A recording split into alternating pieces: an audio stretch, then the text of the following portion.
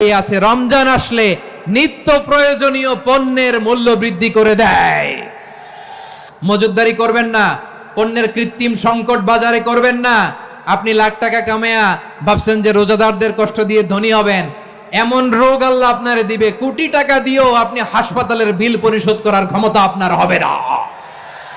আরব বিশ্বের ব্যবসায়ীরা সারা বছরে ব্যবসা করে, রমজানে ভর্তুকি দেয়।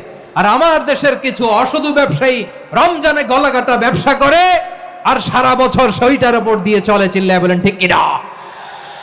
রমাদানে একটা নফল করলে ফরজের সমান সওয়াব, একটা ফরজ করলে 70 থেকে 700 গুণ সওয়াব, রমজানে উমরা করলে হজের সমান সওয়াব।